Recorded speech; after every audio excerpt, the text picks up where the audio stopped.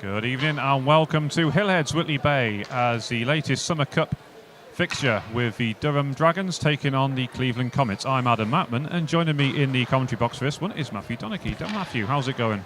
Good, yeah. Quite a long day so far. Already had one game of rec hockey and now we've got another one for a special treat. Yes, indeed. This is your debut behind the mic, so welcome for that. And it's going to be an interesting one, this, isn't it? Because the two teams that are expected to be at the top of the standings come the end of the season. Two teams that, if you ask them, your players definitely have a rivalry going on. So both of them want to win just as much as the other. Yeah, certainly will. And it's Durham who are on the attack right now. They fire in a shot from distance. As that's James Udell, a former Bellingham Bombers, as they were back then, player. But they're going to counter here now with Steele, number 23 for the Comets. They get the first whistle on the play. The referee signalling for a new puck. And there's a net off its moorings as well. That doesn't look like it's sitting correctly behind the Durham net. I think it might have just been where his stick was. But we're going to get a face-off just to the Durham goalie's right. James McCabe is going to take this in, another former Bellingham player who has played at a much higher level, of course. Gary Dowd is another one of those. He takes a shot from distance, but the puck's forced out by the Dragons, and it's going to be Cleveland who try and bring it back in. McCabe sending one towards goal, but just flashes wide. Number 44, that's Anthony Price. He's the coach of the Cleveland Comets. As a crunching challenge goes in there by Gary Dowd. Something you'd expect to see, of course. James McCabe on the right wing here, cutting inside, pulls it back. Goes behind the net, looking to lay it off again, comes back out, but Gary Dowd was unable to keep it into position on this occasion. Now that's number 21, who's alongside him on the D. Not quite sure of his name, we'll get back to you on that one. As the puck comes all the way around, it's in the corner now. This is Dowd again. He's trying to lead the attack here. Puck's coming in from the point. There's a lot of traffic, and I thought the Durham player was just going to divert it into his own net there, but didn't happen. Now they get another shot on goal, just flies over the top low. It's all Cleveland at this stage, as they have set up camp in the Durham zone. But now Durham are going to get a rare break towards goal. Puck comes out on the left wing. Smith dumps it in. It'll be chased by number 97, Michael Park, and that forces the first save of the game by the Comets goalie, and that's it's been pretty one-sided so far, Matthew, isn't it? Yeah, the Comets have had a lot of shots on the Durham net, and I think you could say Durham have had a lot of shots too out their zone, because Comets have been there for the majority of the start of this game. That's right, and we're going to get this face-off just to Cleveland goal, just to the right of the Cleveland goal. As John Shreve, the centre for Durham, will go in for this one. Shreve, who has had time with the Whitley Warriors in the past, and that's forced another good save by the Comets goalie, as James Flavel's brother is on the ice for Cleveland, Daniel Flavel. Shreve's going to go back in for this face-off. It's going to be in the exact same spot as it was before. And Cleveland come out with it. Suggett will just play it along the boards. Now they're going to get the shot along from the left wing. Just ushered away there. Wasn't able to get a clean connection. Now another one. That just trickles through the crease and will go wide and allows Durham to recover slightly. They're going to try and go for a fast break, but that will allow Giroux to touch it up, and that will be called for icing, so we're going to come all the way back down. This is a lot faster paced game than we had before. Massively so. I think that a lot of that is the Coyotes. They do play a much slower style of hockey, but these are two teams that do play at a slightly higher level, and you will expect, I mean, a lot of them are former NIHL level players, of course, so we would expect that, but you're right, it is played at a fast pace. And having seen the other game earlier, it does take a little bit of adjusting. Shot coming in from the point from distance, fired in, good save by the goalie. There's a lot of traffic going on in and around the net. Comes back to the point, Gary Dowd winds one up, or thought about it, but it was intercepted, and the puck's been cleared all the way back down the other side of the ice. Cleveland will have to go again. This time it's Seville, number 5. He gets one on goal, and that forces a quite a That was a interesting save. reaction, yeah. But he covered it up, and now there's a bit of afters. There's some shoving going on there. James Udell, one of the guys who is acting as peacemaker, of course, he'd be familiar with a lot of these Cleveland players because he would have played alongside them for who were then called the Billingham Bombers back in around 2009, I think it was the last time he played for them. But Cleveland have got a penalty here. In fact, both teams have got one. Number 84 for Durham and Greenwood's going to the box. And I'd say Durham worked that out slightly with the afters there. Just bringing it to the attention of the referee. Yeah, both of them are gone, so Seville's going to go for Cleveland. So both players will be a man short. They are going to go with 4-on-4 here. They could have gone with 5-on-5 because it is a coincidental penalty. But they've decided to go with 4-on-4. Comes back to the point. Gary Dowd lays it off. Tries to find one of his forwards, but it's well intercepted by Durham, and they're looking just to try and clear their lines here. But as Cleveland are playing quite high up the ice. Now it's brought forward now, but only as far as the point once again. Durham aren't able to clear, but now they're looking to get the counter on. Winds up a huge shot from distance, and it just goes wide of the goal, and it will come back down with the bounce, and that will allow Bellingham to Cleveland to try and clear it. Cleveland carrying it in, but it's 1 against 3 here. Price, he's got blue shirts all around him, just ease off the puck. Now Durham will look to go again. This time Walker, he fires, but just behind the net, and it comes back round to Udell. Will try and get on the end of it. And once more comes round, they've centred it. Udell just in the slot there. Shot from Armitage, but was high and wide and just comes back off the plexi. Quite a wild shot really, but didn't trouble the goalie in any way. Price fires one in, good glove save, and he'll be glad just to get his mitts on that one, won't he? I've noticed that we've got two very different styles of attack. We've got the Comets who are coming in together, getting set up, getting it passed about. We've got Durham coming very quickly down the ice and getting a shot on. And they're just looking for that shot every time. Yes, that's right. As the penalties, still 50 seconds left on those penalties. As the Comets goalie's forced to play that now, but Durham are doing all they can to keep it in that danger area. Webb just flicking it on, as Parks in there for Durham as well, and Foster playing high up. This is probably the most amount of time they've spent in Cleveland's defensive zone.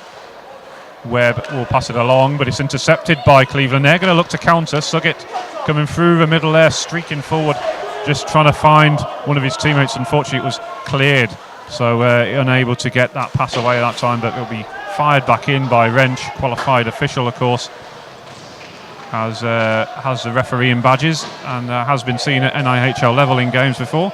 So a very experienced official playing on the defence for Cleveland.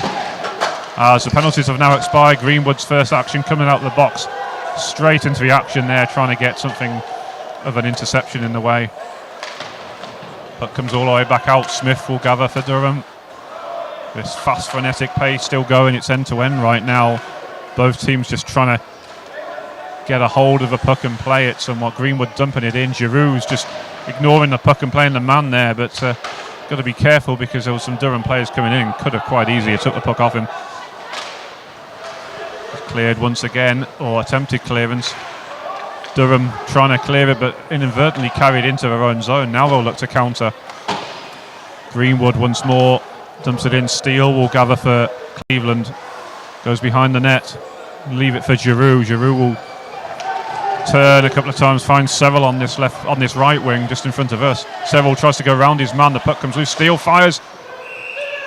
Cleveland are claiming it's in. I'm not sure the referee's giving it though. No, Emerson was right there on the goal line. Yeah, it was right on the line. Calling it off straight away. So. Yeah, but if you're Cleveland, you're going to be claiming them ones. It was pretty close, and from here, it could have quite easily gone in. As we will get a face-off just to Durham's goal, just to the left of Durham's goal. As it's won by Cleveland, comes back to the point, but Durham were looking to steal in there and could have got the break on. Comes back to Price. Price plays it up to McCabe on this right wing. Durham doing all they can to try and clear it for now. Price will go again. He'll carry it along the right-hand side. Just found McCabe, and now Black, number 36. He was coming in there hoping to try and finish off the move, but Durham are just hanging on for a time being. It's a very experienced Cleveland team, remember. Several members who've former members, I should say, of the Billingham Bombers or Stars organisation. Now Udell, who's another one, but he plays for Durham. He's looking to try and counter. He's been banging the goals in for the Dragons this season so far. And he's certainly going to be a danger man for the Comets to keep an eye on. As Price will find Gary Dowd, former Billingham player and former Whitley Warriors player and coach in the past. Huge shot from distance, forces the goalie to play it, but was never going to get caught out by that one.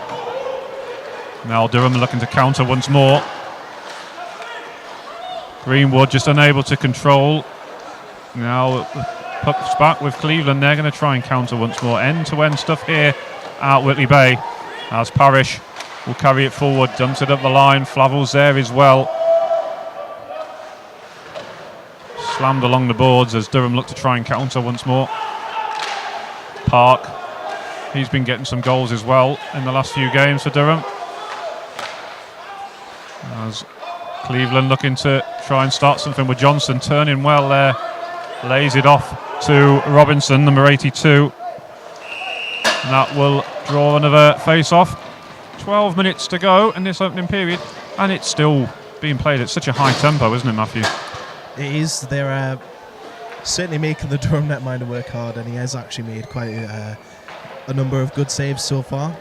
So if he keeps that performance up, then could see the Comets getting a bit frustrated, because they've also had some good shots and good opportunities for a goal.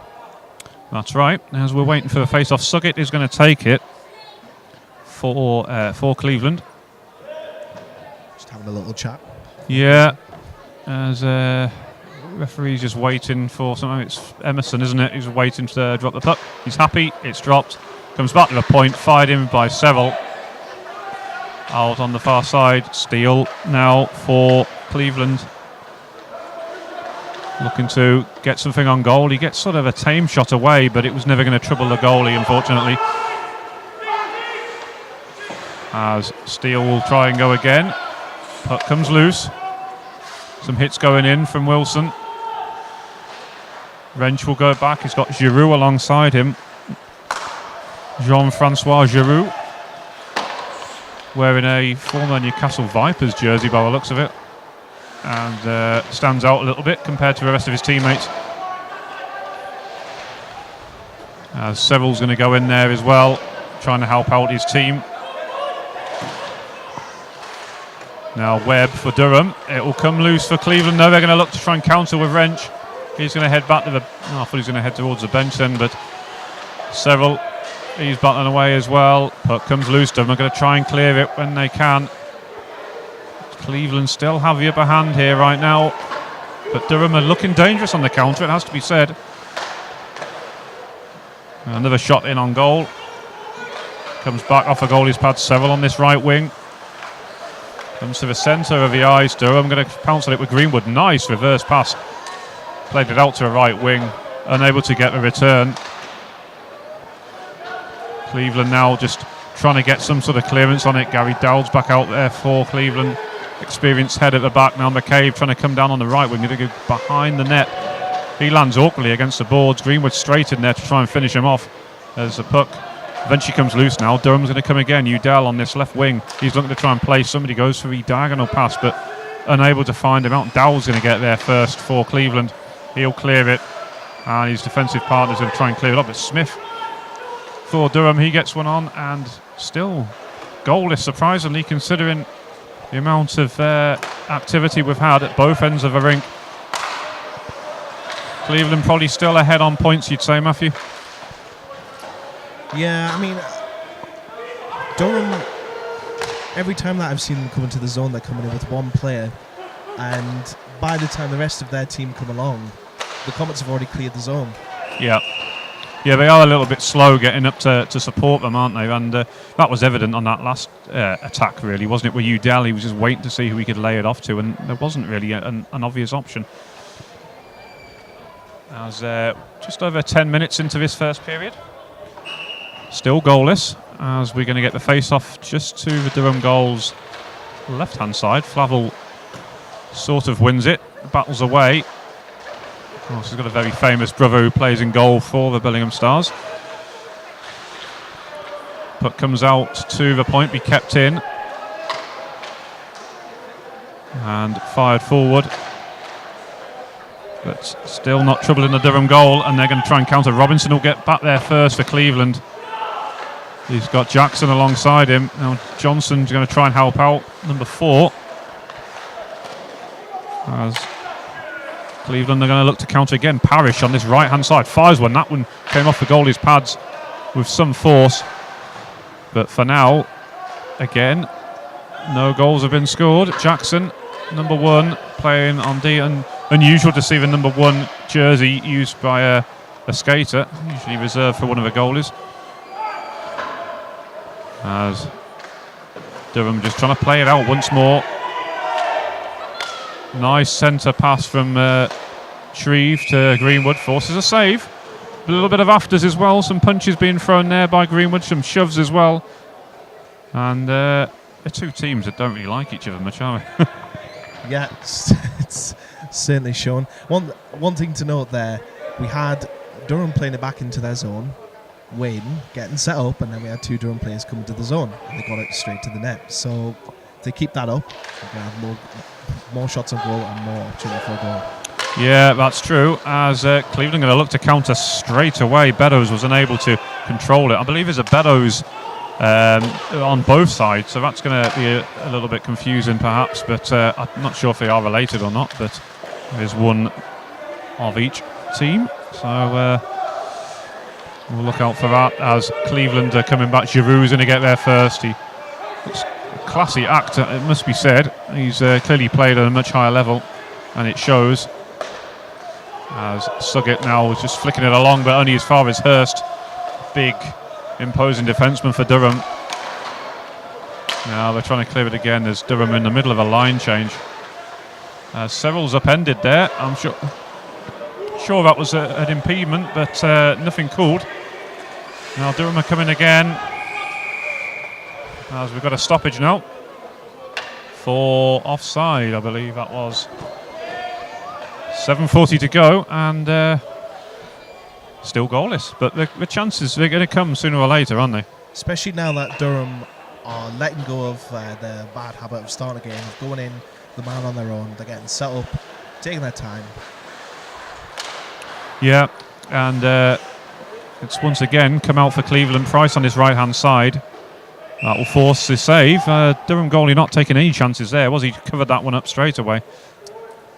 He's seen more traffic on his net in the first 12 minutes of the game, 12 and a half minutes of the game, and yes, he's performed very well.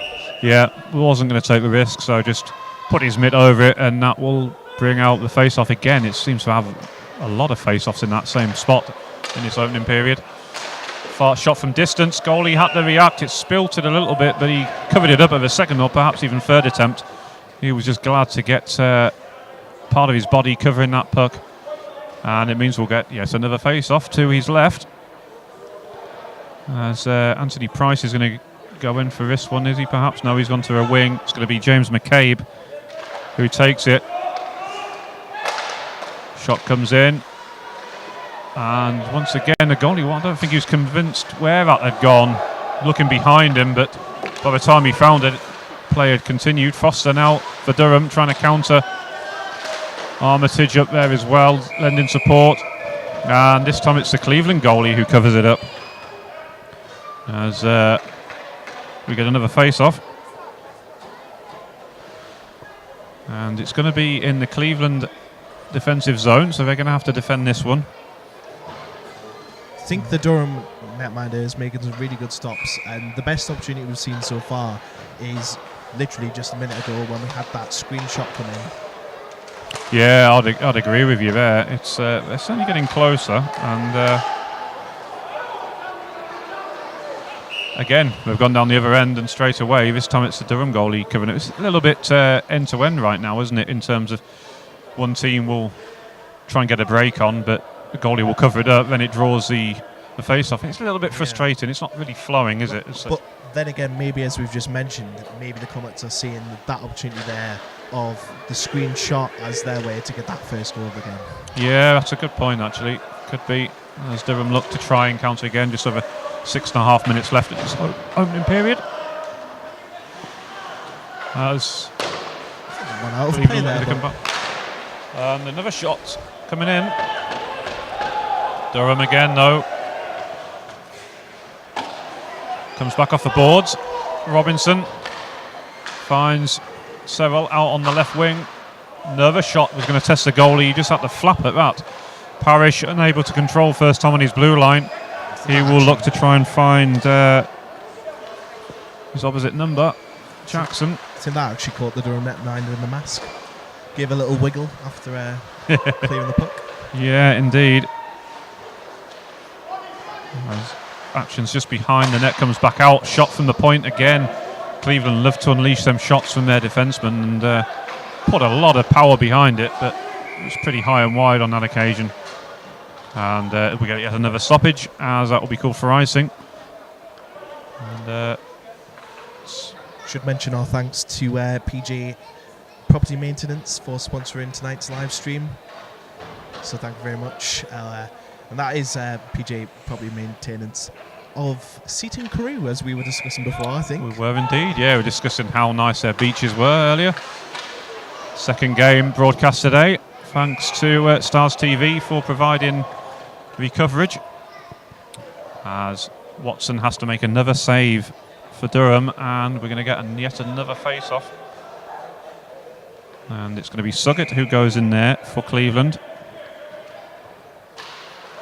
It's won by Cleveland, but not cleanly, as Durham were quick out there to put a lot of pressure on them, trying to force a turnover. Goldsmith trying to carry it through. Giroux just helping it along. Suggett trying to go up along the boards. Walker's in there, though, just blocking him off, and it means it will come all the way back down to Cleveland's defensive zone. Suggett will go again. He's under a lot of pressure there by John Shreve, someone who did have a brief stint with the Whitley Warriors around 2003-2004. Forces a turnover yet again. He's just accidentally collided with his own teammate Greenwood. A little bit unfortunate. And puck comes back now for Kieran Wrench, as we were discussing earlier. Fully qualified referee. Dumped back in, and that's Mel Lydell has made a call there. I don't think Cleveland are too happy about it, but it's going to come out the zone. 4:54 to go in this opening period. High sticks, it was the call, in fact, by David Emerson. Hello to everyone getting involved on the YouTube live chat. If you want to get in touch, you can do it there. Or you can tweet at Billingham TV as well on Twitter if you want to get in touch, and I'm sure we'll give you a shout out. Yes, certainly. Do get involved. Do message us. We'll do our best to read them announcements out as we get them. Ryan Coffey, who does play for the Comets, just simply saying mint. I think he's enjoying the game. Yeah, there's huge following, actually. It's very impressive that Cleveland have brought a lot of fans with them. So James McCabe now passes out to the left, looking to try and find the play on the opposite flank in the end. McCabe takes it himself, takes it into the corner, looking to lay it off to Price. And Price goes behind the net, looking to try and pull it back. Come to McCabe this time. Again, not enough power on it to test the goalie from that distance, as Durham are doing all they can to try and push this puck out. Now McCabe again, he's going to try the backhander, but Durham player got in the way of it and was able to just shuffle it clear. James Udell trying with a counter. He's up against Gary Dowd. Udell got the shot away, came back off the goalie's pads, and then the puck's going to come all the way back down to the other end of the ice, forcing the Durham goalie to play. I mean, do you think he had enough time there? He could have played that. We've seen him be cautious throughout the first period so far, and Comets player did end up getting there first, so I think it was the right decision to make. Yeah, you're probably right. He doesn't want to take that risk, but I thought he had more time there to have just played it out, and clearly didn't want to take that risk. A lot of trust in his defence. No, well, that could be the other thing, couldn't it? Certainly. Which is, as we've just seen from the clearing the puck straight off the face-off. Yeah, indeed. As they are a little bit short. I think Cleveland are certainly here with 3 5-man units. So 3 defensive pairings, 3 forward lines, and they've been rolling them out quite well. And so they should be a lot more fresher towards the end. Durham have maybe 3 or 4 players short, so might tire certainly a bit earlier. But still early days, of course. Still goalless here. 3.5 minutes to go in this opening period. Hurst just trying to get there for Durham, but Cleveland were onto that in a flash, trying to close it down. Johnson just trying to get it towards goal, and that come off the post. That's the closest we've come to a goal. As Durham doing all they can, desperately trying to clear it. Johnson's going to get into that corner again, but it is Durham who'd get there first, just trying to clear it. But once again, it's stopped on the blue line, so the puck will stay in the zone for now. Cleveland putting all sorts of pressure on them. Durham just struggling to get it out. Now Robinson on his own on the red line and trying to keep it in. Now Durham again. Just behind their own net, they're just gradually clearing it out, but they've turned it over once more. Robinson's going to come in from the right shot. Goalie wasn't sure where that was. Goldsmith for Durham, though, they're going to just try and play it out as best they can. Foster immediately, though, Robinson wins it back. Great back check in there. Forces a turnover, gets the puck back for his team. Cleveland look well in control at this stage. As they're looking to try and clear it up. This is Seville now on the right wing, helps it along. Dumped in, but both teams are going to go for a line change. Durham come out with it.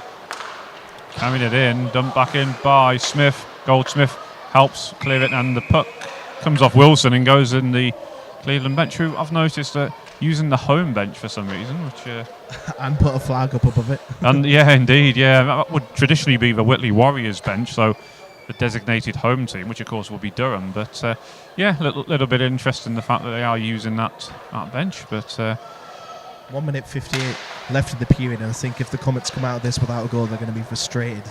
I'd have to agree with you. I think they've been much the better team, and but to be fair to Durham, they've battled away and they've defended well. They're doing all they can to try and protect that goal and give their goalie as much support as they possibly can. But you're right, Cleveland have had most of the play, and they will feel they probably wanted to capitalise on that. Suggett now for Cleveland to Giroux to Steele.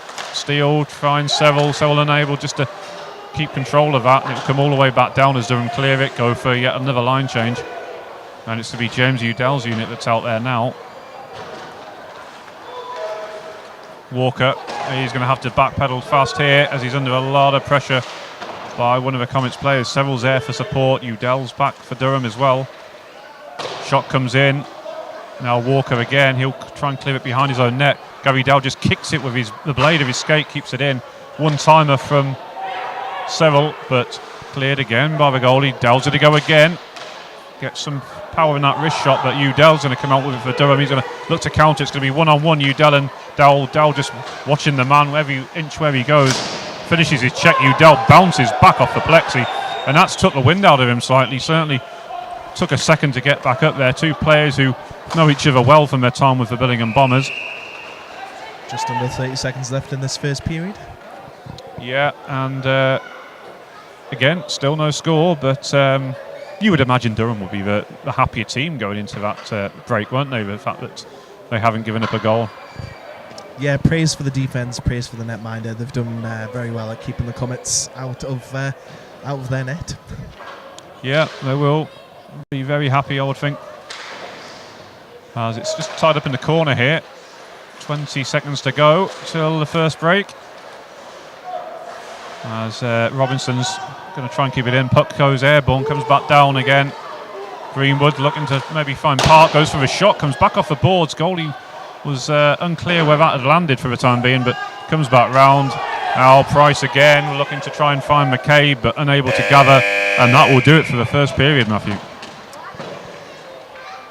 That was a big gap left between the pads by the Comets netminder there, and at first I thought it was on target. I thought that was going to happen in the net, but then it just ended up go wide enough to the backboards behind the goal.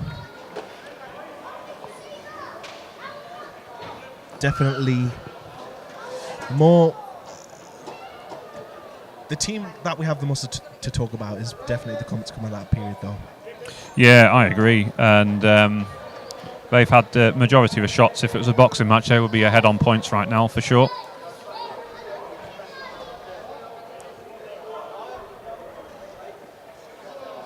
And of course, no cut of the ice with it being rec hockey. No, that's right. It's only a 2-minute intermission. The players don't actually leave the ice like they would normally, so they just go back to the bench and have a slightly longer time out than they would normally. Is that an open box of Stella they've got on the bench there? It certainly looked like it, didn't it? Oh, they're keeping their water bottles in it. That makes sense. It would have been so much more interesting if that had been the case, though. It's literally beer hockey. Well, it is. It's nicknamed the Beer League, isn't it? So it would make sense to have it. And again, just take this time to give a quick shout out to our sponsor for this game, PJ's Property Maintenance of Seaton Carew. Thank you very much for your support. As it is a beer league. It is nicknamed that, but there's no drinking going on during the game at the minute. That would make for, as far as we can see. Well, yeah, that would make for some interesting results, I'm sure. As, both teams are just going through some discussions there.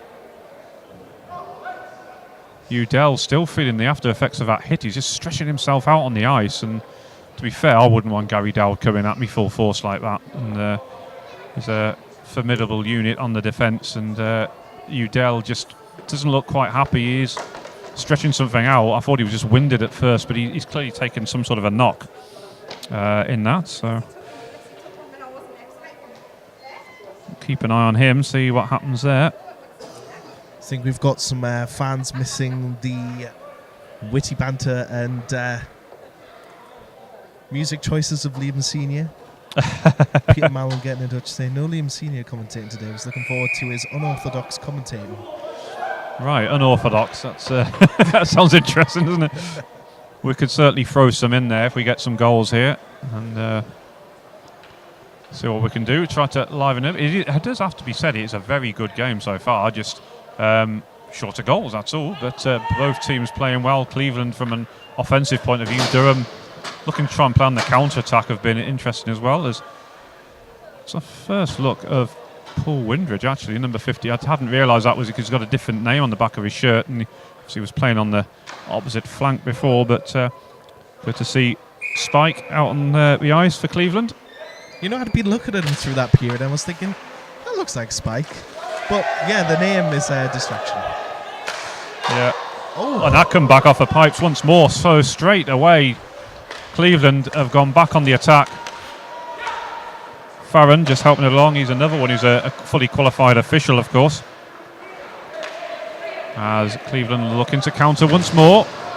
Again, bouncing off the boards. I bet I wish you could put that all that padding on and go and bash a few of the NIHL players about when they're Yeah, I'm sure nag they about would. us, Yeah, sure they would. Foster just trying to close down Gary Dowd. He flicks it along. Price now for Cleveland. Just crowded out a little bit. He had two blue shirts back there, stopping his path towards goal. Shreve just tried to get out muscled there, but he did enough to play it back to Armitage on his blue line. There's a little bit of traffic got in the way there in front of the Cleveland bench. As once more, Durham come out with it.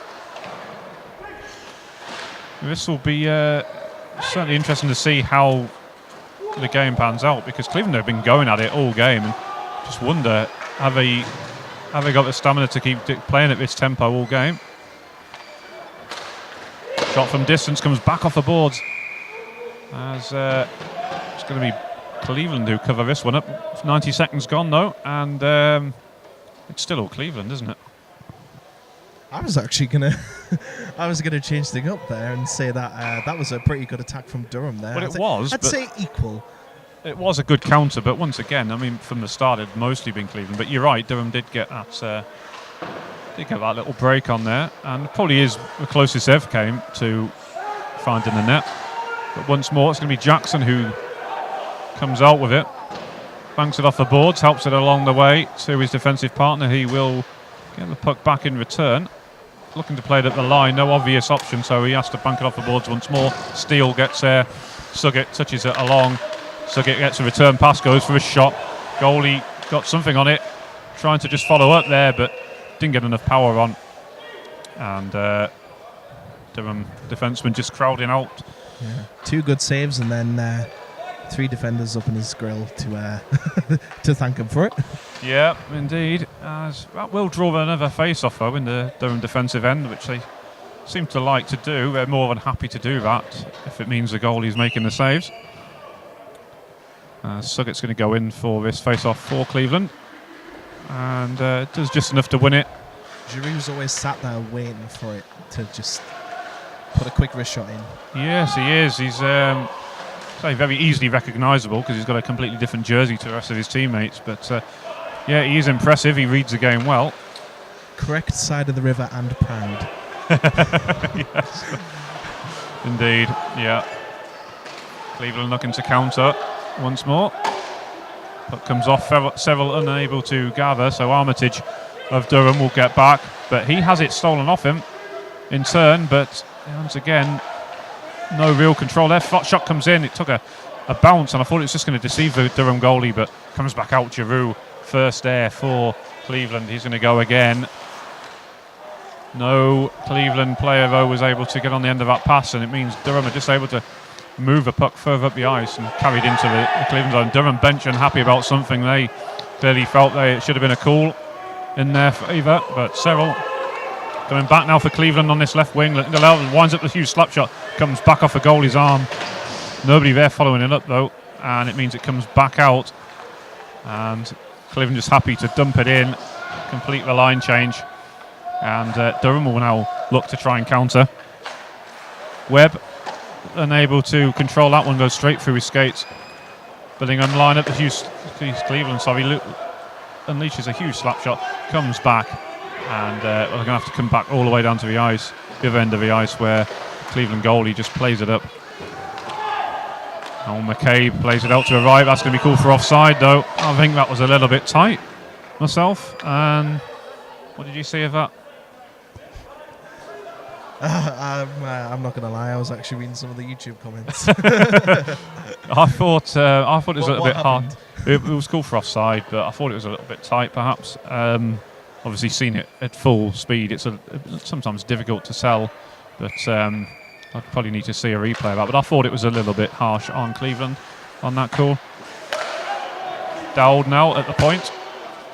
As we said before, Paul Windridge, number 57, unfamiliar number, but great to see him out on the ice. True great servant to the sport. Had most of his career with the Billingham team, various names, of course. And glove save, just palmed out there by the Durham goalie. And of course, he had a couple of stints with the Whitley Warriors, so a lot of fans here in Whitley Bay will remember him fondly. Great servant of the game. Gary Dowd just helping it along. Finds McCabe out on the right. He's looking to try and cut in. Comes through the crease. The net had been dislodged slightly, but it seems to have held up. Puck's come out. It's come all the way back down, meaning that Cleveland have to come back. Now Spike on this left wing. Bounces it off one of the Durham players' legs. The puck just won't fall nicely for Johnson there. Did the right thing though. Dropped it in the perfect danger area for his centreman. Beddoes just flicks it along. Jackson will leave it for his goalie. And the Billingham goalie will just cover that one up. And another 5 minutes have gone in this second period. And we still haven't got a goal on. I'm amazed because chances have been there, haven't they? They have, and I can go back and agree with you now that this has been all Comets so far, the second period, as it was with the first. Yeah, as puck's dropped, Durham just about come out without one. Beddoes will get there, tries to help it along, and Cleveland in a great position to try and counter. Johnson, number 4, he's unable to gather. Jackson, no, number 1. As I said before, a little bit strange seeing a skater with the number 1 jersey. tend to expect a goaltender to wear that. As Dan Flavel looking to try and get away. Certainly has a striking resemblance to his brother. Even seem to have the same beard. As Jackson will get there first for Cleveland. They're just trying to get it out of their zone right now. He'll go again. Parrish is open if they can find a pass to him here. As Udell just unable to gather on that occasion. Comes all the way back round. Jackson again. Pass wasn't the best though, and Udell's managed to keep it in. Armitage now for Durham. He wounds up a shot from distance. Bounces a little bit. Took a really awkward bounce, and goalie had to be well aware of that one, didn't he? Every very close opportunity that we've seen so far has either been because the puck has took an awkward bounce, or we've had that screenshot coming in. And I think that's going to be the way that we get the first goal with the way that the D-men and the netminders are playing at the moment. Yeah, it certainly seems that way, doesn't it? As Greenwood's going to go in. He's having a bit of a chat with his opposite number. The pair of them are sharing a joke about something. As just waiting for Emerson to get in place to drop the puck. He's not quite happy. He's asking him to line up a little bit more centrally, and puck's dropped. Suggett wins it for Cleveland. And just trying to clear it, but once again, it's Durham who, for now, are keeping the pressure on. This is the most sustained amount of pressure I think we've had all game. Greenwood on the left wing, trying to centre it. Comes off one of the Cleveland players. Steele just getting something on that, I think, on that occasion. He's got Suggett out there as well as Seville. That line's had a lot of ice on, and now here we go. There's pushing and shoving going on. Handbags at 10 paces, and no real punches thrown, but certainly a lot of bodies pushed over. And to me, like Durham were the instigators of that. Would you agree with that, Matthew? I couldn't see whether it was Comets or Durham, but if you're going to just shove a player over the netminder, the team is not going to be happy with that. No, exactly. And having a brief discussion to see if the officials are going to make a call on that, and just looking to, I would imagine, try and pick out who the guilty party was.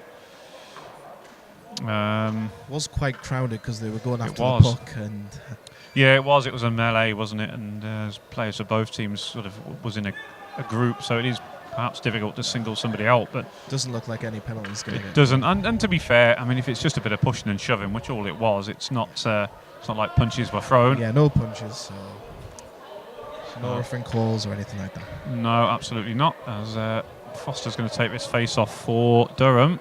I think it's Suggett for Cleveland who's going to be facing him.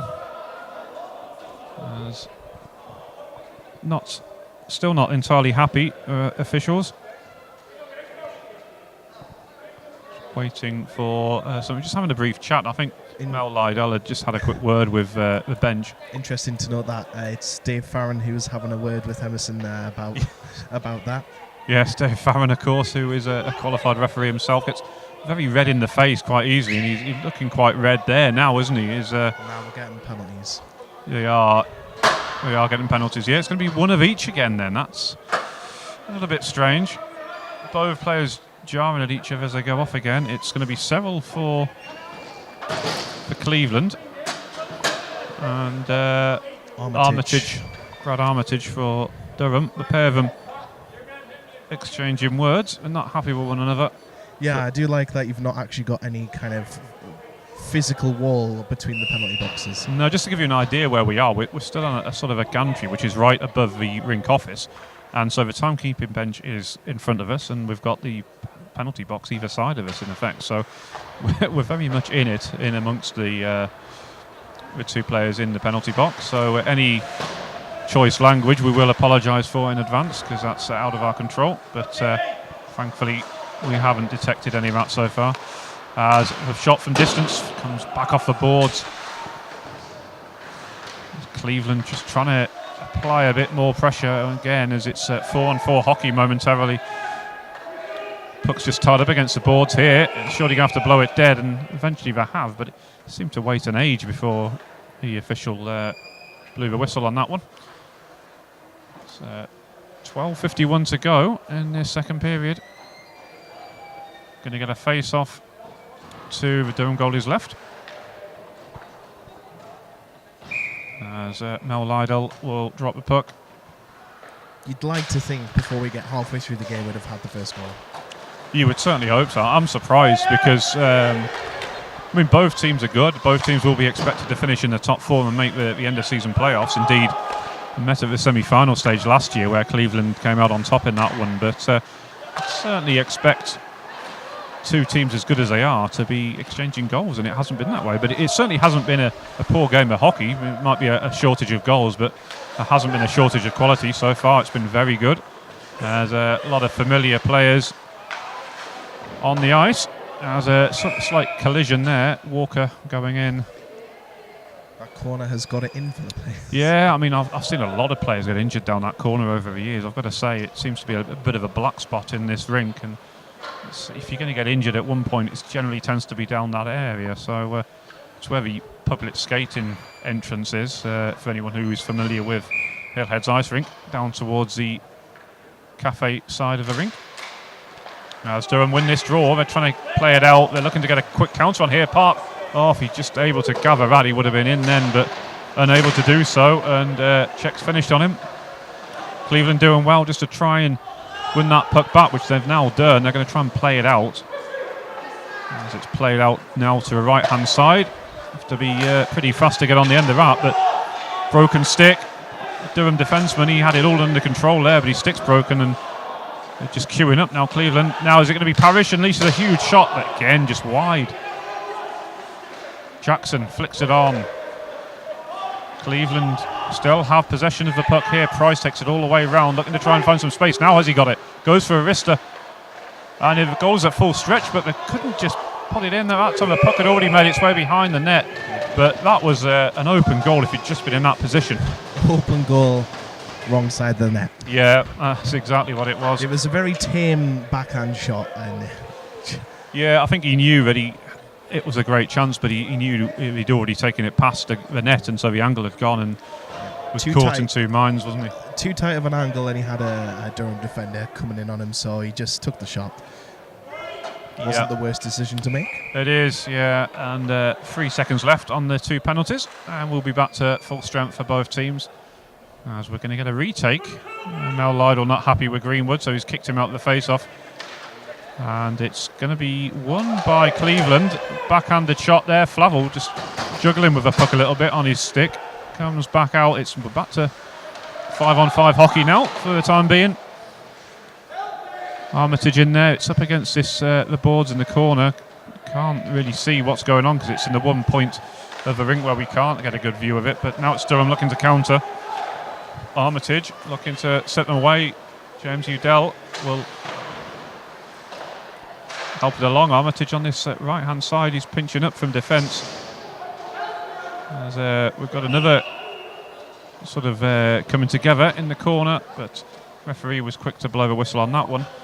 We've got someone called Daniel Scott Parnaby who was thanking us for this and asking why he's broken down. Well, that's unfortunate. I'm sorry to hear you're broken down, but we are pleased that you are enjoying the coverage, and thank you for contacting us. Hope you get your car sorted as soon as possible. Or if you're enjoying the game, then just sit in it for a while and then call the EA. Yeah, it's nice to know that we can help people when they're not probably in the best of moods if cars break down and things like that. So our thoughts are with you. 10:20 to go in this second period. Still no goals. Seville thought about winding up the slap shot. Just allowed the Durham defenseman to get a clearance on it though, and Giroux will get there first. Looking to play. What a pass. He cut out Seville and found another one of his teammates out on the right wing. And just came in. Durham goalie doing all he can to get something on there, but it's hard to put into words. It's chance after chance, and in such a short amount of time, but just no one being able to execute. Well, it is. That's right, Matthew. It sounds almost like we're repeating ourselves, but it's like Groundhog Day, history repeating, isn't it? Where Cleveland come towards a goal, they get a chance, and then Durham clear it or defend well. They look to try and counter, and then you've got both goalies trying to cover it up, and therefore face-offs. And it is kind of like stuck on loop right now, but we hope there will be a goal coming soon, be it for either team. Price now for Cleveland, looking to fire. Glove save by the Durham goalie. After Ian Watson, I think it is. Yeah, after having a little bit of a rebound and it going down to the ice. Yeah, it did. And he's not quite happy, is he? He's just checking his equipment a little bit there. And perhaps the puck's gone down his pads. I think that's what he's trying to dig out. As we saw this earlier in the season with a Warriors game, and the puck went down Jordan Boyle's pads, and it suddenly came back into play after a couple of minutes, and we had 2 pucks on the ice. So it is it's something he has got to try and find. It's all very well we can use another puck, but if it's stuck in his equipment, then he can't really carry on. But he seems to be okay now. Cleveland win the draw. Watson will just help it along. Farron's going to get there first.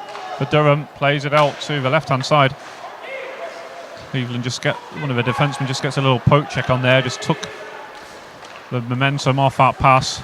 Now Spike, Paul Windridge, he will come down this left-hand side, pulls it back. Gary Dowell just taking a bit of time to see who's open for him, plays it along on the red line, sorry. Shot comes in, pad save. He's got a caught between his glove and his blocker actually in the end, but again, goalie's just taking his helmet off, checking everything's okay. The Comets are doing well and they are getting the opportunities there, but we've got little mistakes like we just saw there where we're going for the pass back to the point. And I think it was Dowd hadn't quite got in the zone yet, so back offside. No, I mean, it's that's right, and they're going to have to come back out of the zone now, of course, but yeah, it's just that final pass, isn't it? That's that final play that they need to do, and they're getting closer, obviously, and back with Gary Dowd now, experienced defenseman. Huge slap shot. Thought he would test the goalie from distance. Was never really going to trouble him. He was going to pad that one away all day long, which he did. Now there's a bit of traffic in front of the net. Foul finds one from distance, but that one comes back off the netting behind the goal. And yeah, thought that was covered, but it looked like it managed to find a way through off the board. So did it go over the net? It hit the net and came back off the net. So it was above the plexi, but hit the net that's above that plexi and then came back into play. It's a very unique rink, is Whitley. So that end of the rink, certainly the roof's a lot lower. But Durham just trying to do all they can to ease the puck out of the zone. They've carried it back in themselves as they go back to the blue line, just to try and buy themselves some time and play it out that way. As Goldsmith's going to give chase on that left-hand side now. Now to Jackson for Cleveland. Plays it along. Comes back now. Some traffic in front of the net. And actually Durham were looking in a good position to shoot there, but the puck just caught under one player's skates and couldn't get a clean shot away. Now Cleveland looking to counter. Seville. He's going to be watched by Armitage. He's lost his stick. He's not entirely happy about that, but stick wasn't far away from him, so he's able to pick that one up straight away. Greenwood looking to counter for Durham now. He'll bring it in. Unleashes a shot, but just flashed wide of the post, and they've queued up again. I don't think the goalie knows where it is. There's scrambling going on there.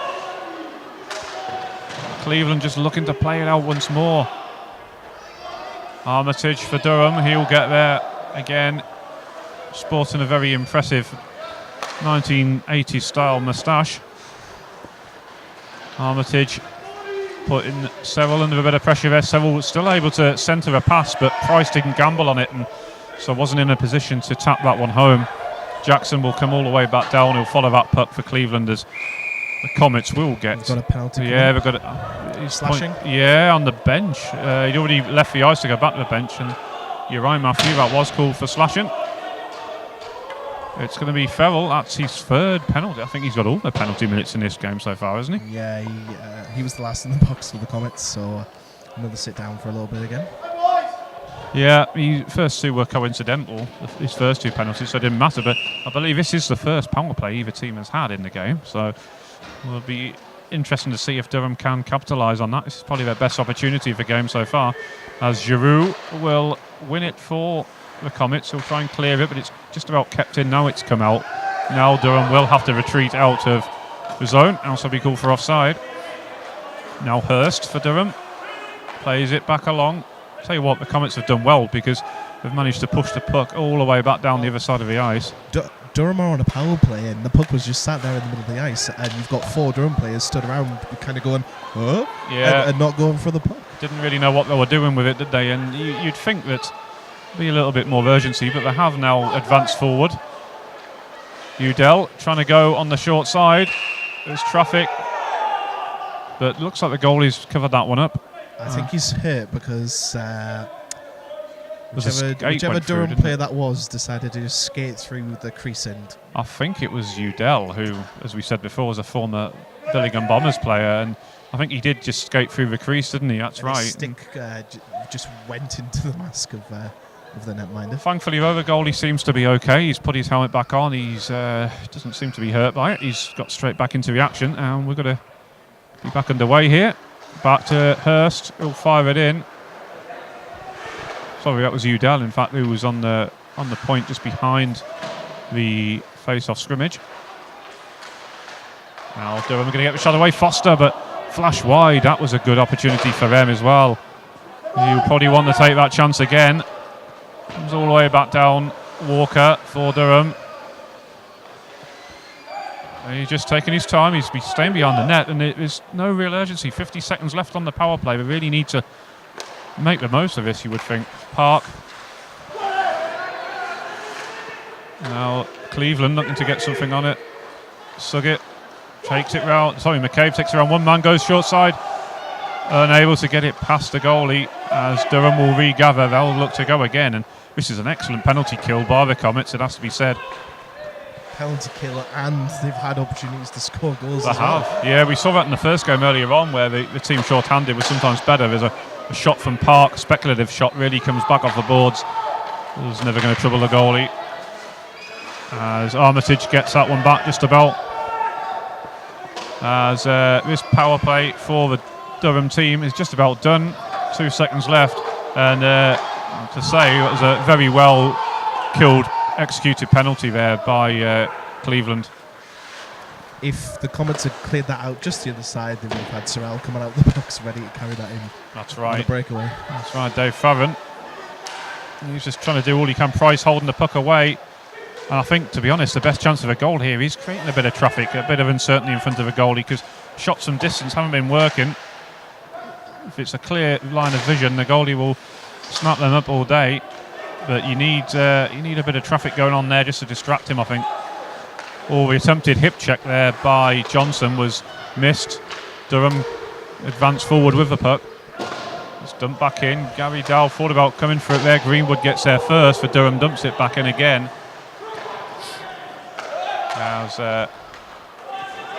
It was a great dig from Armitage there without the puck.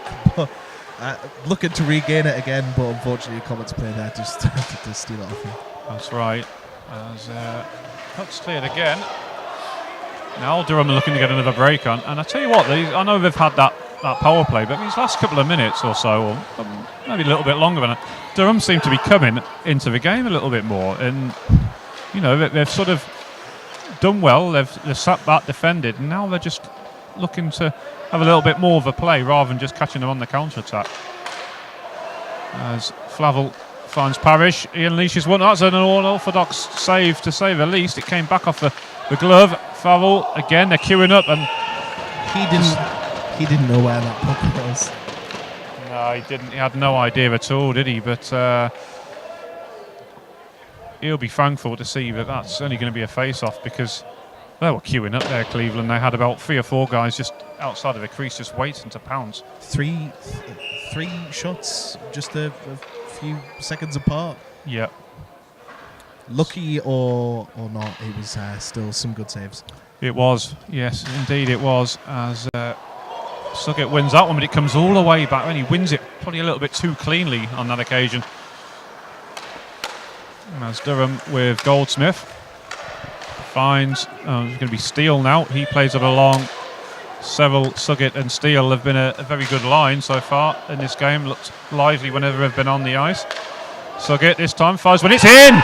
It's crept in, and the goalie will want that one back. And I said it would have to take something a little bit different to beat him, and that's what's done it. The goalie looks absolutely devastated. And for 37 minutes or so, Watson has kept them out, but that one just trickled through his legs, and he'll be very disappointed with that. Yeah, he didn't expect it coming at all. And I think once you've had one too many lucky saves, eventually you're going to get some bad luck as well. And that was just bad luck for him. He's been really good all night. Yes, he has, and he will want that one back for sure, but I think Cleveland will be relieved to get that breakthrough, and it's taken them almost 2 full periods to do so, but they do now hold a 1-goal lead, and that's going to be interesting to see, because at that point I think Durham were just about on top, so they've struck at a very important time, and be interesting to see how Durham react to that now as Giroud tries to get another shot towards goal, blocked well by Wilson, and Wilson's now going to try and get on the attack himself. He's going to carry it in. He's got 2 men to cover here. His Cleveland defender, and he didn't know which one to go for, either the man with a puck or the man who he's going to get passed to, who's caught in 2 minds, but he did enough to put him off. Paul Windridge now. Puck just comes off Walker. He's just getting a little bit of a stick check in, a poke check in there. As Giroud now finds Price. Price in turn finds McCabe. As Price, McCabe and Windridge all winding up. That just went right through the crease. Yeah, as Durham looking to counter now. Good save, and they're queuing up. Is this? No, I thought I was going to get a shot away then, but Cleveland did well to get back and defend that. As we've got a stoppage, I think there's a Durham player lying on top of the puck. He's certainly taken some sort of collision. And no, he's moving, he looks to be okay. I thought he'd maybe fell awkwardly a little bit there, but he's got up, he's okay. That goal's done a couple of things. Durham have woke up a bit, and we've seen that with the few opportunities that they've just had there. But as well, I think the Comets are also thinking, right, come on, let's get another one. And they got caught with only one D-man back there, which set up the Dragons for that opportunity. So just need to remain a little bit more cautious and remember that Durham are going to be chasing the game now. Yeah. Well, they're going to have to, really, because if they don't, they're going to lose the game. So they're going to have to come out and play. And it certainly seems like it's going to be a game of a few goals. The strong defense has worked so far, but now it's offense that's more important. Yeah, indeed it is. As Armitage just gets caught there. As Johnson finishes his check, Flavel will just get the shot away. As he'll go towards goal, put a little bit more pressure on the Durham defenseman just to hurry up with his clearance. 30 seconds to go in this second period as Gary Dowell plays it forward. Webb will go back, fires it along behind the boards. Dave Farron unable to control it. As that was Parrish, just got caught in the face with an errant stick, completely accidental, but caught him off wares a little bit. As Johnson. I think if that was NIHL, that would have got called. I'm sure it would, yeah. Certainly if it was a Whitley Warriors player doing it, it would have got called on it, certainly, but we'll not really go there. As that will do it for the second period. And, well, as much as Cleveland have been in control, the goal that they got pretty much come against a run of play at that point, didn't it? Because Durham were just starting to edge in front. Yeah, they've had way better chances to score goals that they've actually worked a lot for, and they've been passing it around, or they've seen that the netminder is screened, they take the opportunity. But really, that was a bit of a fluke goal compared to all the other opportunities that they've had. So not a pretty goal, but you know, if it breaks the deadlock and it gets them that goal to go ahead, then they're going to be happy with that. Well, yeah, indeed, and it means they've got a couple of minutes breathing time just to reassess what's going on. And yeah, like you say, they have got to come out and give a reaction now because they've conceded that goal, and they want to get back in the game as quickly as they can because this is a quality Cleveland team. Let's make no odds about that. And chances, or clear-cut chances, are going to be at a premium. So Yeah, let's hope for the good of the game that Durham come out, because it would make it certainly a little bit more interesting. They can't just sit back and defend as they did in the first two periods.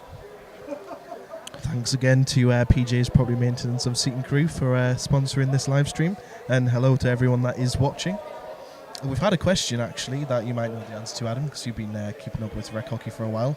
Why did Cleveland stop playing in the Summer Cup 2 seasons ago, then come back? That's from Bobby Taylor.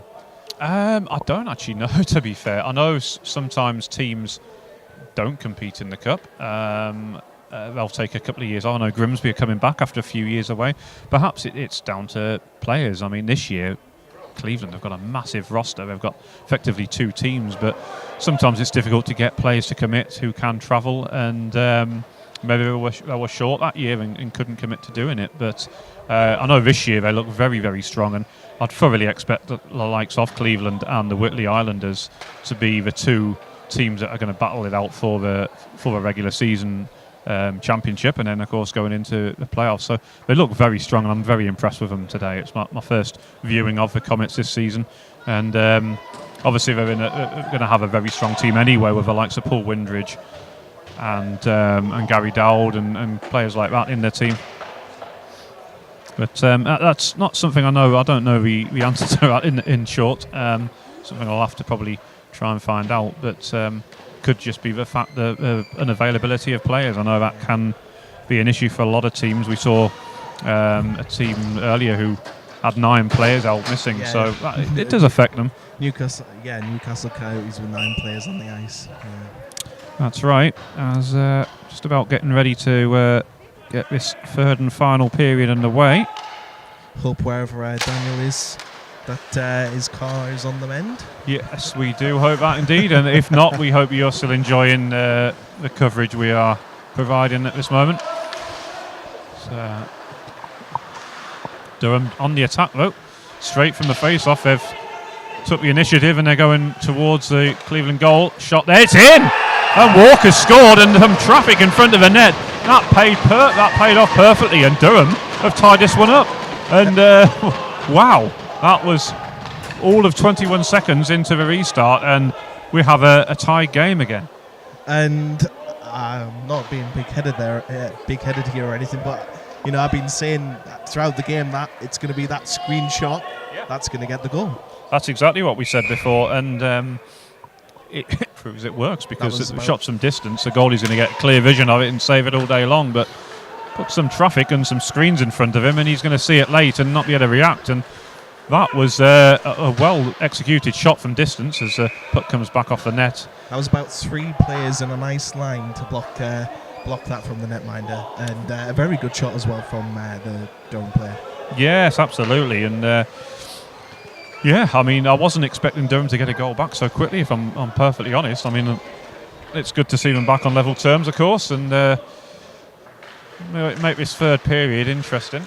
So now that they're equal, are they going to go back to that defensive strategy? I was just thinking that. I would imagine so, but that being said, I mean, if you've just scored, then the momentum's back with you, and just prior to conceding that goal to the Comets, the momentum was with them as well. So you could argue that as these games wore on, Durham's getting more of a foothold into it. I mean, I still think Cleveland are a better team, but Durham are certainly making it a two-sided game rather than just a one-sided game. So it'll be interesting to see what they do. You're quite right. I think that was my initial thoughts. They might just go back to that defensive style of play, but for now they certainly have the puck up in the Cleveland end, and they've won another face-off there. So I mean, we've not even had a minute to judge it on yet, but what I would say so far is that Durham have been dominating the start of this third period.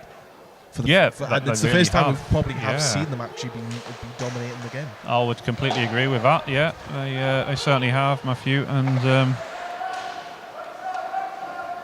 it's going to be an interesting final period. I've actually enjoyed this game so far. It's been very good. And McCabe cuts inside.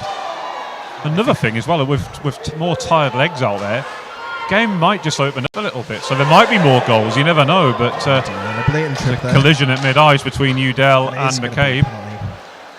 2 guys who know each other well from their Billingham days, but they were quick to acknowledge that neither of them were at fault for that. But there is going to be a tripping call made and it's going to go on the Cleveland Comets. As Emerson, it's on James McCabe. He's been called tripping, and I'm assuming he has brought that back for that challenge then on Udell. But Udell got up straight away and was like, "Well, yeah, no hard feelings, pal. Yeah, it was something and nothing." And he dived he dived on the ice and threw a stick out to go and purposely trip him. So I don't think it was something that was needed though. If you want to be picky, then yeah. we had 2 Comets D-men back, and I don't think it was really a needed. No. I mean, I can see why he's giving it, but I think maybe a little bit more common sense. In come the Dragons. Yeah. And that's interesting. That's going to be another. That's going to be holding, I believe. And I didn't see on who. I'd assume it's on Cleveland because it was when the one. Yeah, for Cleveland. It is. It's it has been called, isn't it? Stephen Hewitson. I've been saying Jackson all game. I believe it's Stephen Hewitson who's wearing the number 1 jersey, but it's going to be 5-on-3 now. This is going to be very interesting as he slams his stick in disgust against the boards. He's not happy with that at all. There's 1:46 now of 5-on-3 hockey, so this is going to be very interesting to see what Durham do with this and if it can convert on one of these chances. But straight away the puck's come out and Durham are going to have to come all the way back out and go again. He almost fans on the pass. Be interesting to see what Cleveland do as well, because they've only got the 3 men now. Gary Dowd trying to clear it out of the zone, but it's going to be covered up again by the goalie. 18 minutes to go in the game. It's still plenty of twists and turns, I'm sure, to see how this is going to come. Durham need to get something out this 5-on-3. I would say so, yeah. I think if they don't, they'll be very, very disappointed. It's a perfect opportunity for them in many ways, but so often you think it's easy, but actually it's not, because if you're a well-drilled team and you defend well, then you're not going to allow that too many opportunities. And Comets certainly look a well-drilled team, and you got the experienced head out there in Gary Dowd. And it's crept in. It just went, has it? I thought it had crept in. Certainly the players are celebrating. And McCabe's left the penalty box. No, he's coming back in. Yeah. The referee hasn't given it. I thought it just crept in for a second there, but certainly Durham and indeed James McCabe thought it had gone in, but referee hasn't called it. So, and that shot came from the same spot that they took the shot for their first goal from. And again, we have players in the line of fire. Yeah, indeed. And again, Giroux's just inadvertently screening his own goalie there. I don't think it's probably the best position to be standing in, because the goal is squirming about trying to get a better vision. As Durham playing along the blue line. Walker, he's going to unleash when he does, and it's in this time. He's beat it. I thought he made the glove save, but again, that screen, it's just gone over his glove and into that top corner. And Durham have a lead here. And wow, I don't think after the end of the first period we would have been stood here saying it was 2-1 to Durham. But its penalties have been the undoing of Cleveland here, and 5-on-3. It was always going to be difficult for them to defend it. But there's still 1:01 left on this second penalty, so they still have a power play, Durham, for the next minute and 1 second. It's a shame because we had Wrench was putting in some great defense in front of the net, just trying to get rid of the Durham player that was stood right in front of the netminder screening him, and unfortunately didn't quite work out. Yeah, and I've just suddenly realised who number 21 is for Cleveland playing alongside Gary Dowd, because he's got a different name on his shirt. It's actually Simon Hare, who is another really experienced defenseman who's played most of his career with Billingham, and I think he had 1 season with Whitley maybe, but very experienced defenseman. So 2 great guys out there to have patrolling your blue line, certainly. Seville looking to play it along to Price. Price is going to wind one up from distance, shoots, saved and gathered in, collected into that red basket by the Durham goalie. As we've got about 13 seconds left on this power play, and 16:32 left in the game. I still think Cleveland have got plenty left in their tank to push to tie this game up. And since you mentioned in Billingham, we've had Ray Pecker get in touch saying great seeing some of the players from Billingham under 18s I used to coach many moons ago. Yeah, I mean, there's a lot of lot of players who've come through that junior development system. Same with the teams based out of Whitley, with a lot of the lads there. And it is good to see, because we were saying earlier in the first game today that there's a lot of players come through the junior development and just sort of fall out the game. So it's great to see that they're still playing the sport and they're still enjoying it. And a lot of people who want to be nostalgic as well. It's great to see some familiar names. I'm all for it, and it's been a great game of hockey so far. I've thoroughly enjoyed it.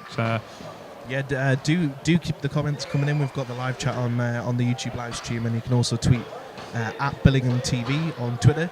And while you're on YouTube, if you're signed in, then you can always hit the subscribe button, because this is the channel where our future broadcasts of the Cleveland Comets will come from. So do subscribe for that. Indeed, yeah. They will be making a return to Whitley Bay later in the season to take on the Islanders, as well as, of course, all their home games based at the Billingham Forum. As Steele trying to get on the end of that, tries to centre it, but it's just cleared there by the Dragons. Goldsmith again. And Serrell, he's going to turn, shoot, fires. That's going to be high, and I think he's claiming it took a deflection, but it's come back off the netting behind the scoreboard end of the rink, as we've got 15 minutes, 30 seconds to go. Yep, that was a deflection, so it should be inside the zone. Yes, indeed it should, and indeed it is, as McCabe is going to go in and take his face off for the Comets. I think he's coming up against Greenwood of the Durham Dragons. Puck just seemed to bounce a bit, and once more the goalie's taking no chances. Watson's just covering that up, putting his mitt over the top of it. And we're going to get another face-off right in the exact same spot. Yeah, the Durham netminder is after they've waited so long to get in the lead in this game. I don't think he's just going to throw it away by leaving a puck there in front of the net. It's interesting, really, because it's like what you said before. It seemed to wake Durham up, didn't it? They just got a little bit ahead in terms of the balance of play. He took that sort of unlucky bounce, if you like, which the goalie let in, and then it woke them up, and they've come back strong with 2 goals. I'm still surprised, though, because I still think that this is a very good, experienced Cleveland side. So I still think they'll come back in this one. Price unable to connect on that. McCabe, I think it was, as puck sort of bounced up a little bit, but Paul Windridge out there again. And that's in! That's crept in. The goalie was not expecting that. I didn't even see where the shot came from. And we have a tied game once more, 2-2. That caught the goalie unawares. I mean, he wasn't even expecting the shot, and the puck was past him before he even knew it. You know, we've gone through 2 periods speaking about how neither team has really been getting the opportunities set up properly to take a shot and get a goal out of it. But now I feel like all we're saying is that was from the blue line and had players in front screen the netminder again.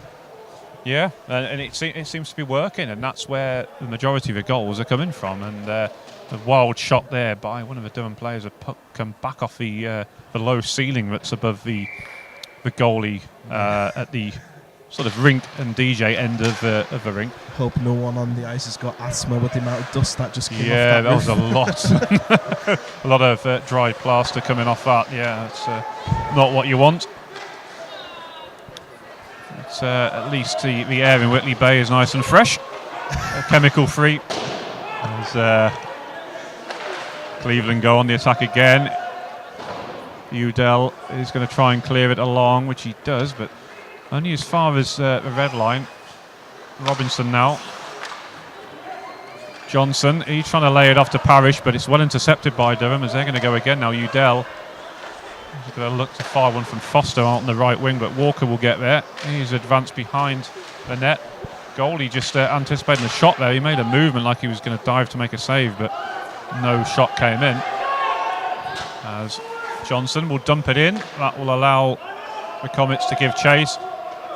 Although it's going to be Armitage who comes out with it for Durham, sporting that impressive tash, as we said before. Armitage cutting in now. Is he going to go coast to coast?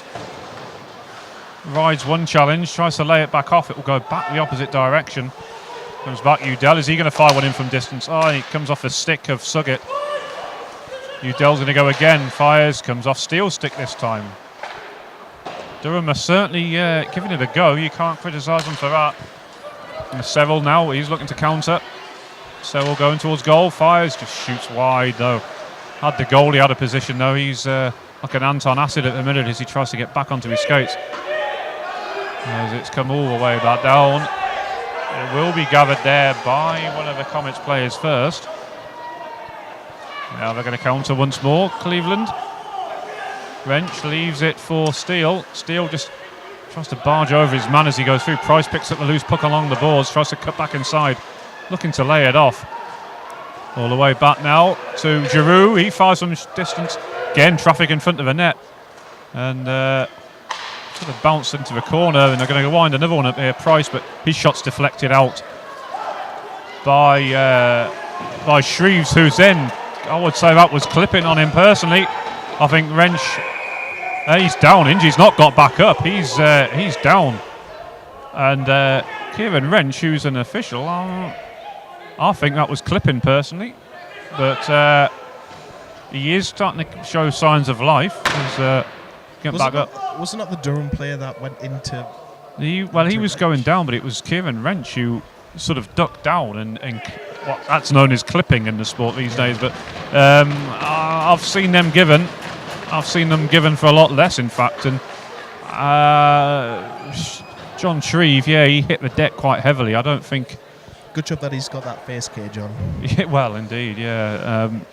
It's a bit unusual to see, certainly some of the more experienced players wearing the cages, but it's what you tend to expect from the under-18 players, of course. But well, they're working and they need a pretty face for a job. So. Well, indeed, yes, of course. If you're a door-to-door salesman, you can't go to work next day with a black eye and things like that, can you? But that's a very fair point. So look at the face-off pretty much in front of us here now as Foster goes up against McCabe. McCabe comes out with it.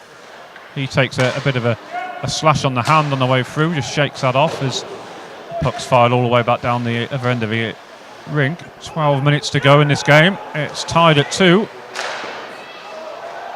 It's had many different storylines and subplots going on as Cleveland just stooped low to try and get a shot in the goal, but it just wouldn't go in, wouldn't sit down for him. It's been a low-scoring game, but it has been a good quality game.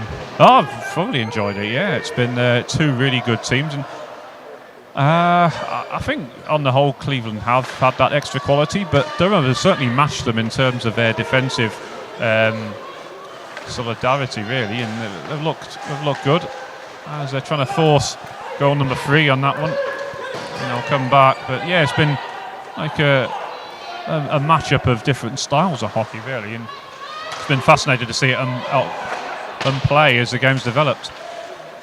As Simon Hare, he'll play it along as he's shoulder checked by Park on the way through. I don't think he was too happy about that. He took a look behind him to see what was going on, and that one we covered up once more by the Cleveland goalie. We had another good game earlier on. Newcastle Predators against Newcastle Coyotes. What was that? 10-3 in the end. 10-4, I think it was in the end, perhaps. Yeah, and, but of course the Predators regarding that as a local derby. Of course, we'll not be seeing many local derbies in Newcastle anymore. No, indeed, and Sunderland and Middlesbrough being relegated, and Newcastle proving they are the region's number 1 team, as they always have been. Couldn't resist that one. No, a good one. I like that one, Matthew. Yeah, it was quite right. There won't be a derby in Newcastle for some time. But, at least Sunderland and Middlesbrough get to play each other again. They'll keep each other company down in the 2nd division next season. As James Udell will bring the puck in. So good glove save by the goalie. Chris Elthwaite's been outstanding in this game so far. Highlight save of the night, right there. It was a proper Statue of Liberty save as well, high glove and everything, and yeah, he'll be happy to make that one. It was almost like a Michael Jackson, like, when he does the little like, ow. Yeah, Shamon. Yes, that was a Shimon save, I think. As Udell fires from distance, and that one's crept in. And just as we said, Oakwait had a great game. That one's beat him all ends up. I don't know how that went in. Did he have a hole in his glove? That went straight through him. Or has it? Did it go under his pad? Did it go Has it? over? There's some discussion. Have they given it? There was some discussion with the officials. Yeah, I think the bench is still celebrating. And they're coming, but yeah, it looks like they're going to face off. But just seems a little bit of uncertainty there. But I'll tell you what, this Durham team, they don't know. Well, I say when they've been beat on even terms, they just keep coming back. They're so resilient. They've come from behind, they've taken the lead. They then conceded to tie it up, but they've taken the lead again now. So 10 minutes to go, it's 3-2. But this is so fun to watch. It's a close game, and it's what you'd expect from two great teams. It is, but I don't know. It's just something of the hockey purist in me is really enjoying this encounter today. Of course, back in the old days of the Heineken League era, the Durham Wasps and the Billingham Bombers were familiar foes, and this is the closest we get to that kind of local rivalry now. As Whitley Islanders in there, of course, as well, to make up 3/4 of what would have been a Castle Eden Cup back in the day. But it's certainly good to see the likes of Durham and Cleveland-based sides going at it. There's just under 10 minutes to go in this third and final period. Mark Foster's going to take this face-off. He's just looking behind him. You can see Parks there. Somebody to lay the puck off to, certainly. As Michael Park it is. And Steele comes out with it for Cleveland. They're going to look to try and counter. They're going to try and get this goal back. And Steele fires one over. Comes back. Sir Suggett, I think that was, who just couldn't control it. Yeah. That's Dave Farron. Recognisable with his red face. Suggett again. He's got a lot of time on the puck. He's a playmaker on this line, certainly. As Armitage is looking to go, he gets a slash on the stick. Has his elbow up a little bit as well. And this could boil over because the two of them are not happy with one another, but for now it's not. As Suggett's gone down, there we go. Yeah, now he's tripped him. And both referees aren't going to call anything on that. That's a bit surprising. He could have called them both, in fact. What did there was certainly interference and tripping going on there on both parties, so a little bit surprising. And considering both officials were staring right at it and decided to do nothing about it. And Gary Dowell just asking the question, I think, to Mel Lydell, why was nothing called, but had his explanation, laughed it off and went back to the bench seeming relatively happy. There's Simon Hare. In fact, Dowd has stayed on the ice. As one of my friends once pointed out, he's got a remarkable resemblance to Henry VIII, which I'd never put that one together before. But when you look at him, he's missing the ginger beard somewhat. But there is that resemblance. Which plays that? Gary Dowd, number 47. Yeah. It's one of my friends who's sitting up in the stands opposite. Actually, he once pointed out when he was Whitley coach, I used to call him Henry VIII. And they've scored! The Cleveland Comets have tied it up. He went top shelf on that one, where all the best whiskey's kept. And that is a tied game once more. 8:28 to go, and we have a tied game. So I don't keep up with rec hockey loads until recently. What happens if this is a draw? That's a good question. I was hoping you wouldn't ask me that. I'm not entirely sure. I think it does stay as a draw. I think if it's a tied game, it's just a point each. I'm pretty sure it is. I'm pretty certain there isn't any overtime, and I think due to the higher in ice time and what have you, it would prove a little bit tricky for some teams. So I think they'd just wrap it up and call it a game. There's a wild shot, comes flying in and nearly hit the bench. Paul Windridge did ever so well, in fact, to deflect that away and save somebody's face, because the different players all sat there with their visors up. They could have got a nasty hit to the face there. Puck's come back to Udell. Is he going to get on the end of it? He's trying to, but two Cleveland defensemen there just crowded him out. There's McCabe looking to come back in. Now it's going to be Price. He lays it back off to Henry VIII. Gary Dowd. As now they bring it forward. Oh, and a bouncing puck that nearly caught out the Durham goalie as well. As James Udell is carrying it forward. He's in the corner there, slammed into that end for his trouble. There's thanks there for Calvin Cass, who must be listening in at home. He's the goalie for the Whitley Islanders. He said there is overtime and then penalty shot. So thank you for clearing that one up, and look forward to commentating on one of your games later in the season, Calvin. Just over 7 minutes left in the final period, and we could see that overtime period then. We could, yeah. So I wasn't aware of that, but that's yeah. This could be good. I think that's exactly what I want. I think a little bit more time of this game would be fantastic, because as I've said before on more than one occasion, I've enjoyed watching this one, and I'd imagine from an Islanders' point of view, it would be probably better if Durham did win this one, because I know the Dragons have dropped points already this season, and Cleveland are probably going to be the team that are going to cause Whitley the most amount of problems this season. They're going to push them all away. So if they were to drop points, then that would certainly be a good result for the Islanders. There's no doubt about that. And usually the Kingston Cobras are the other team in the mix, but I think they've got off to a relatively slow start as well in this campaign, but they tend to get stronger as the campaign goes on. They certainly did last year. As Durham come out with it, Hurst just tied up a little bit there. As Parrish puts a hit on him. As Durham just trying to get a hold of it. The puck just won't sit down for any team right now, and lots of little hits are going in after the puck's gone as well, and there's a little bit of a needle between them.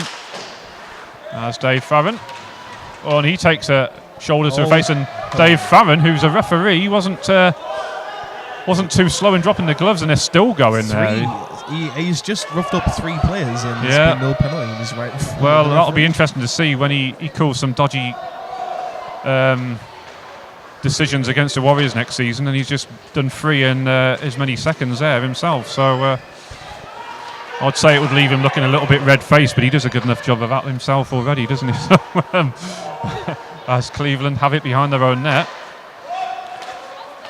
Well, they couldn't clear it there, and Foster's waiting along the crease, but will be cut out by one of the Comets players.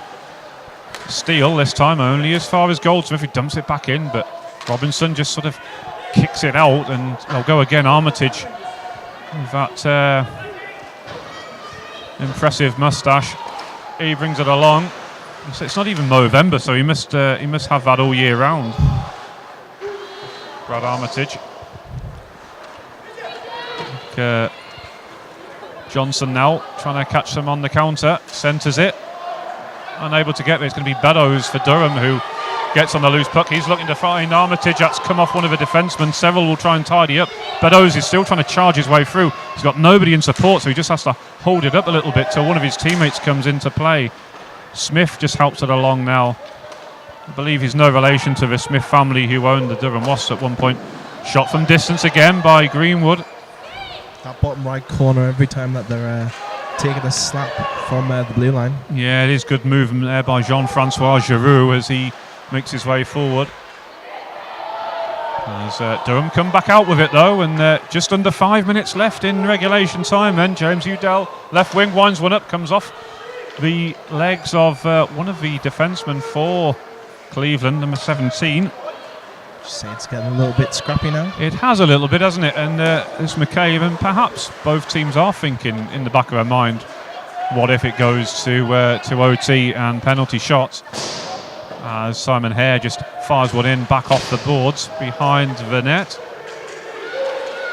As they're coming together again, mid-ice hit, and the loose puck was fired towards goal, and that could have gone anywhere. In fact, I don't even know where it ended up, but there's a Durham player, I think it's Greenwood, who's sitting on top of one of the Cleveland Comets players. He did well to get that shot off, considering he just got yeah. absolutely destroyed. Yeah, it was James McCabe who was being sat on. As we're just waiting to see the face-off being taken. 4:10 to go then. Still a 3-3 game. And once again, give a shout out to the sponsor of PJs of Seaton Carew. Thank you for your support.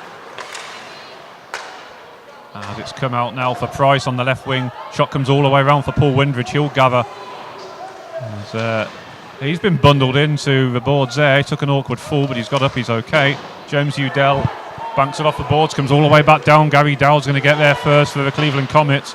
Fires it along. McCabe just misses it. Webb now for Durham. He can't quite gather. And there's a collision there. Two Comets players tripped each other up, and the Durham player went down with them. Now Durham looking to counter, going to try and cut inside. Is he going to go for the wraparound? No, James Udell, he just snatches at it, and the puck goes wide. Gary Dowd just easing himself back into position. Price looking to counter for Cleveland. Shot from distance, comes back off the pads. Luckily there was a Durham defenseman there to tidy that up for him. Dowd now fires it in again. 3:05 to go in the regulation. A quick reminder that yes, if this game is tied, then we will have overtime and potentially penalty shots. Jackson's been upended as well. It's going to be brought out for offside. Just got the table up here. And am I right in saying that the Comets, Cobras and Lightning are all drawn on 6 points? And it's then going and being decided by goal difference? It certainly appears to be that way. Yeah, I was under the impression Kingston had dropped points this season, but obviously looking at that, they haven't.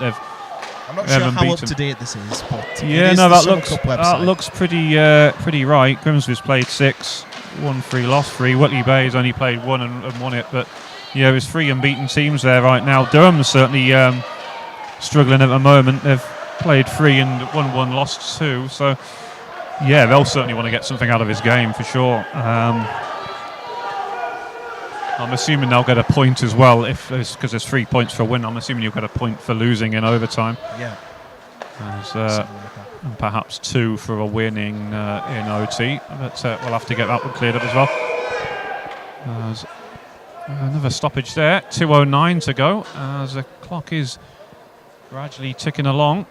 Don't think there's much chance of us seeing one of those accidental trickling in goals with how snowy the creases are looking at the moment. Yeah, that'll be devastating for any goalie to let one in like that. But I think both are going to be extra vigilant in these last 2 minutes. They're not going to want to be the villain, costing their team a goal. So I would imagine both teams, while they're going to try and push for the win outright now in the remaining 2 minutes, I think they'll be relatively happy just to see it through. But have Durham got a break on here now? Shreve, no, John, he just couldn't gather it, and he's lost his stick because presumably one of the Cleveland players had a hold of it. But still going now, John Shreve. Now he gets his stick back, but he had a great opportunity there, and he was just unable. And Shreve's been pushed into the net. Now we're going to get I thought he was going to get a line brawl there. Shreve was pushed, and his face looked like he hit the pipe as he went into the goal, and that's going to draw a penalty, and that really could be costly for the Comets. That was a silly thing to do at this late stage of the game. 1:37 left in the game, and that just wasn't a smart decision to make, really. Yeah. Something must have been said, because didn't really look like there was anything to provoke it. But what I was going to say before that happened was that it was actually great work from the Comets player to get his speed up and come and take that Durham player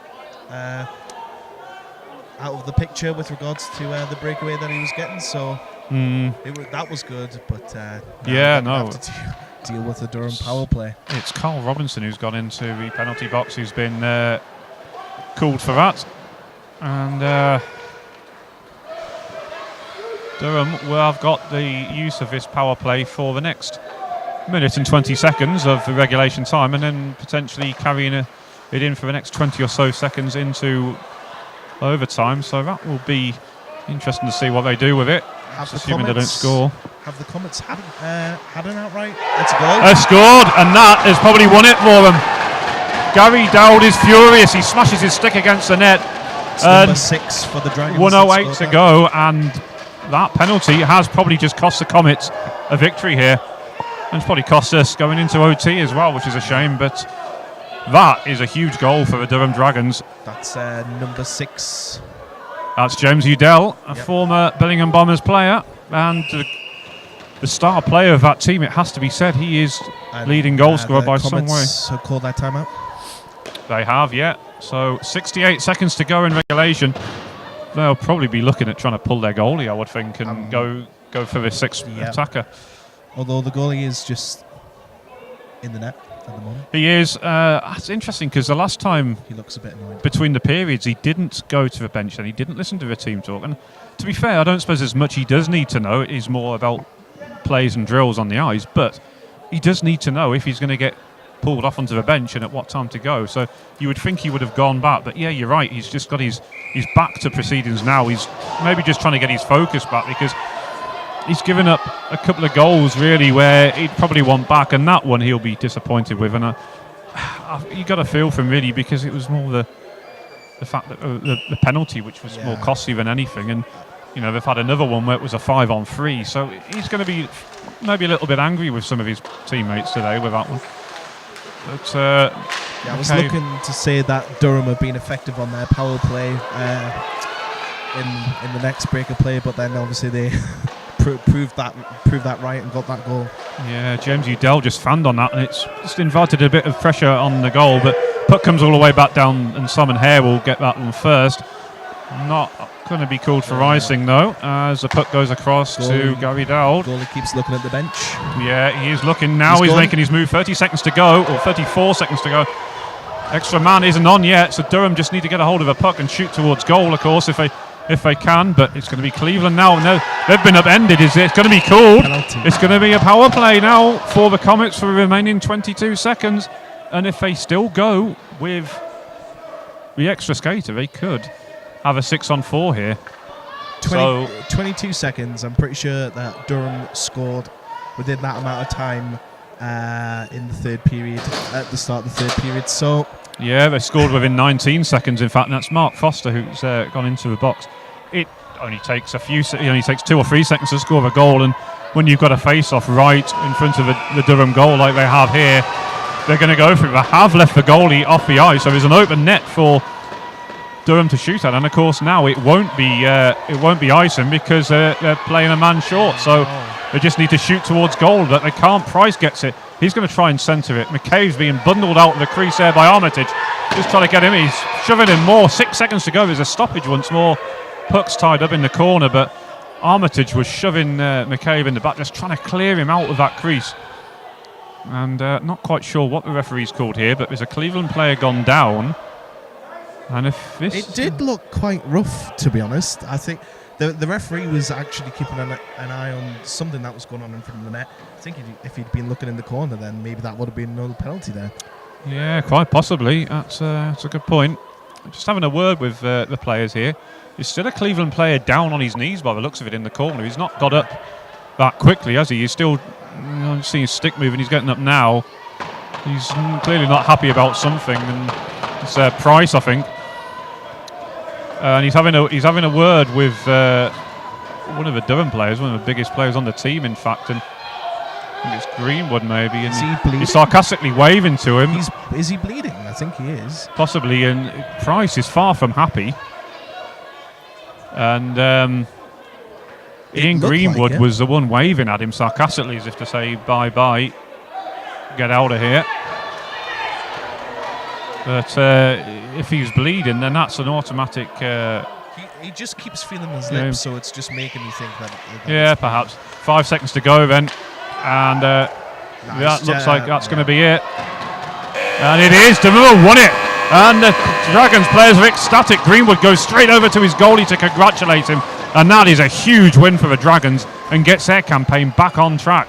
But what happened to Cleveland, though? Yeah. Because it was their game for the taking, wasn't it? I was about to say, I'm going to turn that on the flip side and say 2 periods dominated by the Comets, and that's a smashing grab, isn't it? It's good for Durham because they need those points, but what a shame for the Comets because they have done really well. And yeah, absolutely. I think, you know, you kind of hate to kind of picnic at whatever the saying is. Yeah, nitpick at things. But ultimately, that final goal came from that silly penalty that just didn't need to be taken. It did, yeah. It proved costly. Cost them the game. Indeed, it has. But I mean, like you say, the first 2 periods, there was only ever going to be one winner because Cleveland were that much better than them. But you've got to give Durham full credit. They've battled away. They've been second best at times, and they've just managed to stem those attacks and defend resolutely, defend really well, and they've took their chances when they've come, and they've got a good account of themselves today. And like I said before, really, this is a great result for them because it gets their Summer Cup campaign back on track. But it's also a huge result for their neighbours and co-tenants here, the Whitley Bay Islanders, because if Cleveland are going to drop points, that's going to play into their hands certainly. And I'm sure Calvin, you'll be listening at this back home, and you'll be delighted with this result certainly. Well, just while we wait for man of the match, if you do want to get your comments in about how that game went, then do get in touch on the live chat on YouTube, or of course you can tweet us at Billingham TV as well. Yeah, we're just going to hang around and see the Man of the Match awards, see how that plays out. We've had Bobby Taylor say probably cost themselves the league there. Whitley will smash everyone else. Well, they're very good. We've only played the one game, of course, but it'll all depend on what happens down in Billingham, I think, as to what happens in that game. But we'll see. Now we've had Ray Peckett again saying, well played all, great win, Dragons, great game. Which it certainly was. It was entertaining. Yeah, it was. Really entertaining. And they've defended well and just caught them on the break and took their chances when they had to. And full credit to them for doing that. Still waiting on the announcement for Man of the Match. It's interesting not having an announcer to say man of the match. Yeah, it is. You have to watch to see what plays. It's going to be the goalie for Cleveland, actually, who's coming out to win this, is he? I'd agree. Yeah, I mean, there's a couple of goals he'd probably want back, but on the whole, yeah, he's pulled off some great saves, and he's opposite numbers straight over to congratulate him as well. So Elfwaite wins it, and indeed it's the Durham goalie who wins it for them. Well, we said the whole game that the goalies had a lot to face, and there were some great saves throughout the whole game. And really, when you look at the rest of the players, I don't think you could really pick one player out as a specific, just as a man of the match, really. So good performance from the goalies and well deserved. Yeah, and it really was, and like you said, it's kept both their teams in it, and it was part of what made such an entertaining game, really. And full credit to both of them. And Durham will take the spoils in this one then, 4-3. And these players just make their way off the ice now. Thanks again to the sponsor of the live stream, which is PJ's Property Maintenance of Seaton Crew. Thank you very much for sponsoring this live stream. And remember that Billingham Stars TV will be bringing you more live streaming games of the Cleveland Comets. That's home games and games played here at Whitley, because we don't want to drive much further than that. Yeah, there is a game when the Cleveland Comets are due to play the Whitley Bay Islanders later in the season, so we will endeavour to get that game out to you as well. So do check the website and the usual locations for further details. But from us here at Whitley Bay, I've been Adam Matman, and joining me has been Matthew Donaghy. Thank you very much.